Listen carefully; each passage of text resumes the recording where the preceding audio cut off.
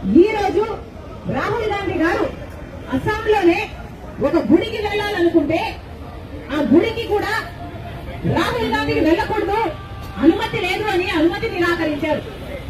BJP ప్రభుత్వము అస్సాంలో ఉంది, ఆ ప్రభుత్వం అనుమతిని నిరాకరించారు. ఎందుకు నిరాకరించారయ్యా అని అడిగితే, ఎక్కడో అయోధ్యలో రామ్ మందిర్ ఏర్పాట్లు జరుగుతున్నాయి, ఆ కార్యక్రమం అక్కడ జరుగుతున్న సమయంలో ఇక్కడ అస్సాంలో రాహుల్ గాంధీ గారు గుడికి వెళ్లకూడదు. ఇది ఎక్కడ న్యాయమని అడుగుతున్నాం.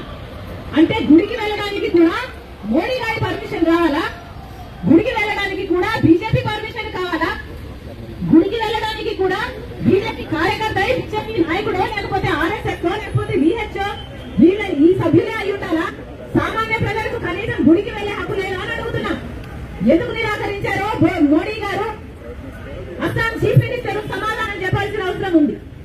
ఇలా అడుగున నిరంకుశ పాలన, ప్రతి చోట ఎక్కడ వీలైతే అక్కడ ఎలా మిగతా ప్రజల్ని, మిగతా పార్టీలను ఎలా తొక్కగలిగితే అలా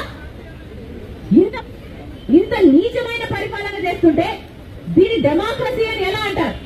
ప్రజాస్వామ్యం అని ఎలా అనుకోమంటారో మోడీ గారు సమాధానం చెప్పాలి. ఈరోజు రాహుల్ గాంధీ యాత్ర పైన జరిగిన ఈ దాడులకు నిరసనగా మహాత్మా గాంధీ గారి విగ్రహం దగ్గర కాంగ్రెస్ పార్టీ ఈ ధర్నా చేపట్టడం జరిగింది. ఈ నిరంకుశ పాలన ఆగాలి. ఇది ప్రజాస్వామ్యం అని బీజేపీ పార్టీ, మోడీ గారు గుర్తుపెట్టుకోవాలి.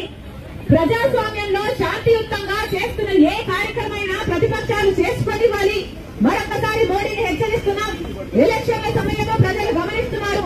మీ నిరంకుశ పాలన మీరు ఆపకపోతే ప్రజలు మీకు బుద్ధి చెప్పే సమయం వచ్చిందని మోడీ గారిని హెచ్చరిస్తున్నాం.